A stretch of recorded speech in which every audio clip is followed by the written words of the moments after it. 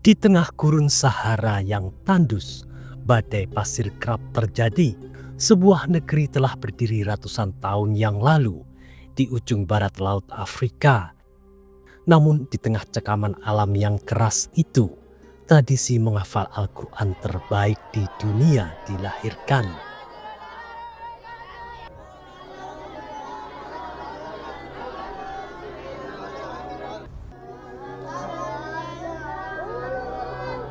Kota Sinkit. Sinkit berada di sebuah daratan yang disebut dengan dataran Adrar, tepatnya di negara Mauritania. شنقيط نفسها كانت مركزا علميا وتجاريا مهما في الصحراء الكبرى، واشتهرت بمساجدها ومكتباتها القديمة.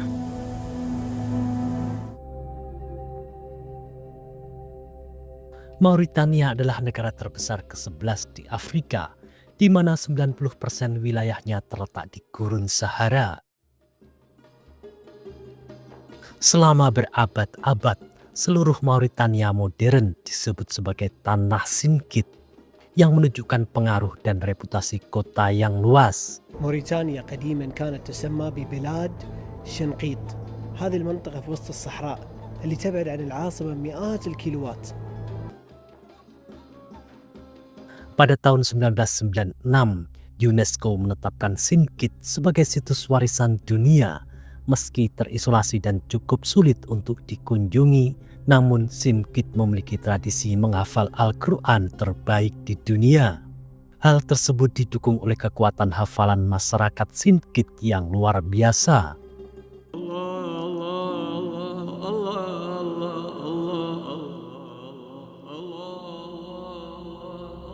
Sebagai kota penghafal Al-Quran, penduduk Sinkit sebagian besar adalah dari suku-suku Arab. Rata-rata mereka bernasab kepada Sayyid Hasan dan Husain, yaitu putra dari Sayyid Ali bin Abu Thalib. Sebagian yang lain bernasab kepada sahabat Ansor dan Humair. Sinkit tua dibangun pada tahun 160 Hijriah atau 776 Masehi. Kota Sinkit hidup selama berabad-abad dan kemudian menghilang. Dan di atas reruntuhannya berdirilah kota Sinkit yang sekarang. Didirikan pada tahun 1262 Masehi, bangkit menggantikan kota lamanya. Kota ini sendiri terdiri dari bangunan-bangunan yang terbuat dari batu dan lumpur yang berwarna kemerahan. Atapnya berbentuk datar yang disusun dari potongan-potongan kayu akasia. Dahulu Sinkit adalah kota oasis dan stasiun perdagangan gurun pasir yang penting. Para peziarah berkumpul di Sinkit dan kemudian berangkat dalam satu kafilah untuk menunaikan ibadah haji, melewati Mesir dan Sudan. Dan hal inilah dianggap sebagai salah satu alasan memperdalam hubungan budaya dengan negara-negara Arab dan Islam. Sinkit yang tadinya dikenal sebagai tempat persinggahan pun berubah menjadi tempat untuk belajar berbagai bidang ilmu seperti agama, hukum, dan sains.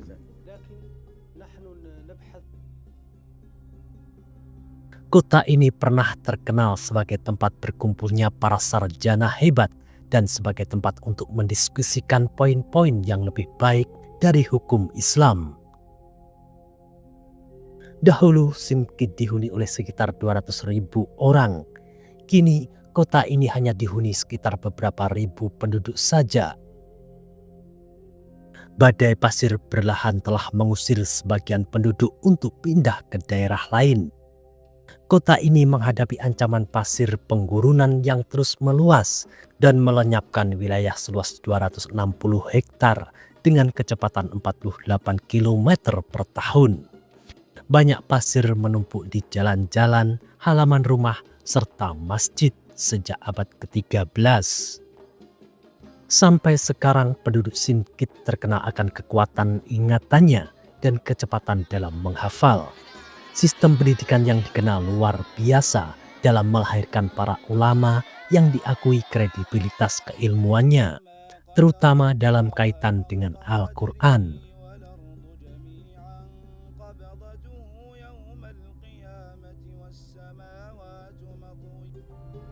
أنت حافظ كم القرآن؟ 31. يعني نص القرآن تقريبا. نعم. والشعر حافظ؟ شعر: من أصحاب رسول الله رجال 10 خير الناس بعد الرسل كراما بررة صدقوا العهد مع الرحمن فجزاهم فرحا ومسرة بشراهم بالجنة سبقت يا للبشرى يا للبشرى أولهم والد عائشة زوج رسول الله وبكره أبو بكر أول من آمن الصديق رفيق الهجرة كان يحب رسول الله أبدا ليس يخالف أمره أنفق أعتق لم يتردد يرجو الله فعظم أجره والثاني عمر الفاروق يخشاه الشيطان ويكره كان رقيق القلب قويا نزل الوحي يوافق فكرا فتح الأمصار بإيمان حكم فعدل وترك الأثر كان الإسلام غريبا حتى أعز الدين بعمر.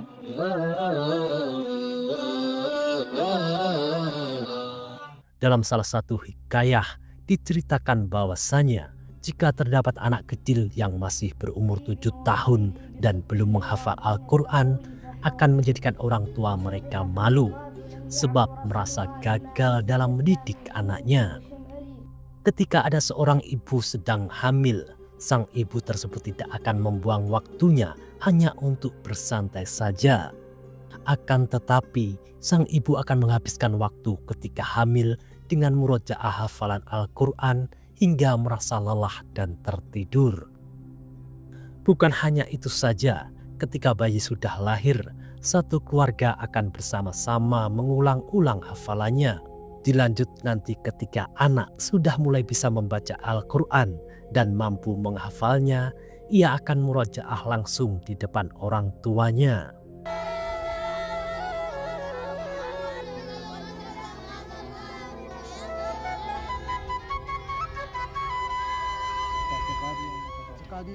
Apa yang terjadi di negeri Simkit bukanlah suatu kebetulan belaka.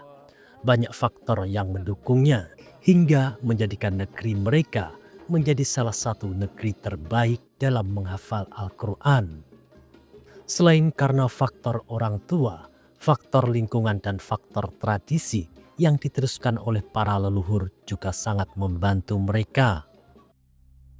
Simkit membuat para ulama terkagum-kagum dengan karya mereka, sampai-sampai kisah-kisah mereka dengan hafalan dianggap oleh sebagian orang sebagai legenda.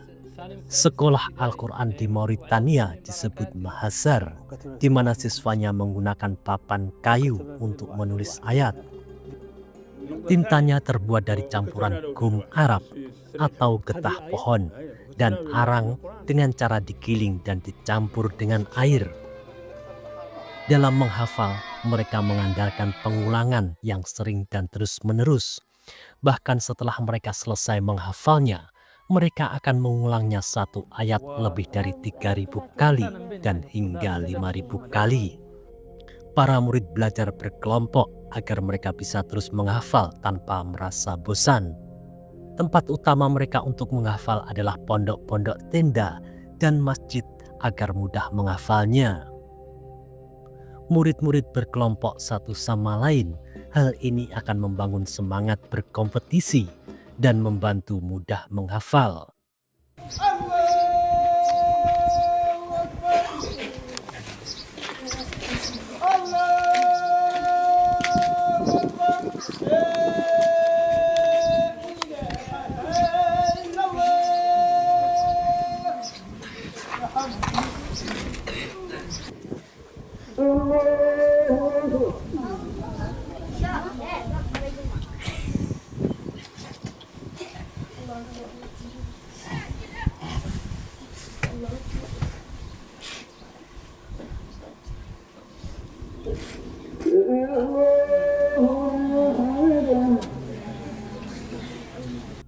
Masjid Sinkit didirikan pada abad ke-13. Menara masjidnya dipandang sebagai simbol nasional, ditutupi oleh 5 puncak berbentuk telur burung unta dari tanah liat. 4 diantaranya menunjuk ke arah mata angin, dan yang kelima menunjukkan ke arah Makkah. Masjid ini juga dianggap sebagai masjid tertua kedua yang terus digunakan di dunia Muslim.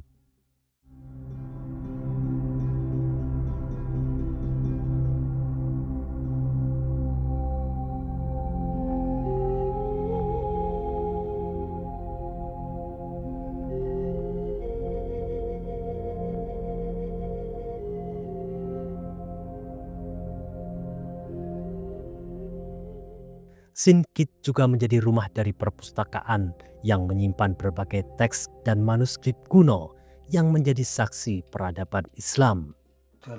Perpustakaan tersebut menyimpan sekitar 1.300 naskah Al-Quran tua, serta teks-teks peradaban Islam dan Timur Tengah yang berusia ratusan tahun. Menariknya, kondisi perpustakaan tersebut berserta seluruh isinya tak pernah berubah dan masih mempertahankan bangunan lamanya. Para penduduk kota ini hidup sambil menjaga salah satu peninggalan sejarah paling berharga, yakni manuskrip Islam kuno. Manuskrip tersebut adalah saksi bisu pasang surutnya eksistensi Sindkit dari masa ke masa. Manuskrip-manuskrip yang ada di Sindkit disimpan di beberapa perpustakaan. Sayangnya jumlah perpustakaan yang masih ada kini semakin menyusut. Pada masa kejayaannya, Sindkit memiliki 30 perpustakaan yang menyimpan manuskrip penting. Kini hanya tersisa 13 perpustakaan dan 5 diantaranya terbuka untuk umum. Ke-13 perpustakaan ini masih menyimpan ribuan manuskrip. Beberapa di antaranya berasal dari abad ke-12 yang mencakup berbagai topik mulai dari Islam hingga astronomi dan sains. Here, prayer book. A prayer book. Here, history prophet. History prophet. Here, astronomy and astrology. Astronomy and astrology. Here, grammatic book.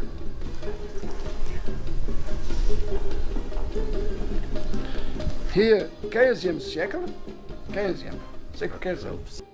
Meski demikian, usaha menjaga perpustakaan dan koleksinya bukan hal yang mudah. Karena kerasnya iklim gurun membuat peninggalan berharga tersebut rusak pelan-pelan. Pemerintah Mauritania sebetulnya sudah berusaha mendapatkan manuskrip-manuskrip tersebut agar tindakan pelestarian bisa dilakukan. Namun warga Sindkit menolak menyerahkannya dan memilih untuk menjaganya sendiri. Mereka yang datang ke Sindkit diperkenankan berkunjung ke perpustakaan secara gratis. Bagi para penjaga perpustakaan di kota ini, perpustakaan adalah sebuah simbol status yang tinggi dan tidak layak dijadikan sumber pendapatan.